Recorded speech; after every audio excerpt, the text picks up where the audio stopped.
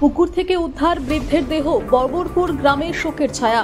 বড়ুয়া মুর্শিদাবাদ জেলার বড়ুয়া থানার ববরপুর গ্রামে পুকুরের মধ্যে এক বৃদ্ধের দেহ ভাসতে দেখে চাঞ্চল্য ছড়ায়।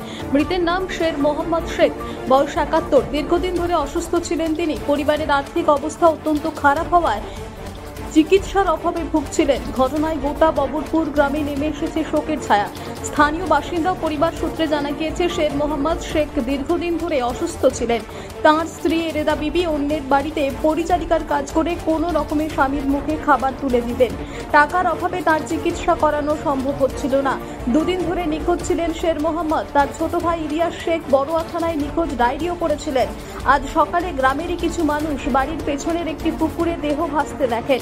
খবর পেয়ে পরিবারের লোকজন সেখানে গিয়ে শের মোহাম্মদ শেখের দেহ শনাক্ত করেন। সঙ্গে সঙ্গে খবর দেওয়া হয় বড়ুয়া থানায়। পুলিশ এসে দেহটি উদ্ধার করে বড়ুয়া গ্রামীণ হাসপাতালে নিয়ে যায়। সেখানে কর্তব্যরত চিকিৎসক তাকে মৃত ঘোষণা করেন। এরপর দেহটি ময়না তদন্তের জন্য কান্দি মহকুমা হাসপাতালে পাঠানো হয়। গ্রামবাসী ধলু শেখ জানান, শের মোহাম্মদ শেখের পরিবার খুবই দরিদ্র।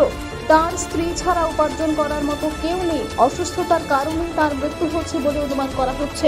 তবে এ বিষয়ে বড়ুয়া থানার পুলিশ পুরো ঘটনার তদন্ত শুরু করেছে। বয়স্ক লোক, তারপরে মাথার ব্রেনের গন্ডগোল দিয়ে রাত্রিরে পায়খানা ফিরেছে, ফিরি পানি খরচ করার লেগে ব্রেন চলে আসছে একাই। এসে যাই হোক আমরা খোঁজাখুঁজি অনেক করলাম, পাওয়া যায়নি।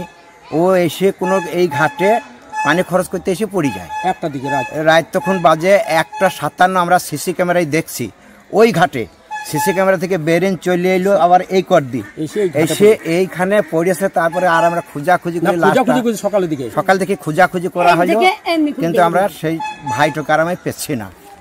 গুঞ্জি ফড়ি দেয়। কবে থেকে নিখোঁজ ছিল উনি? এই কাল থেকে। সকালে দেখতে পেলেন আপনারা?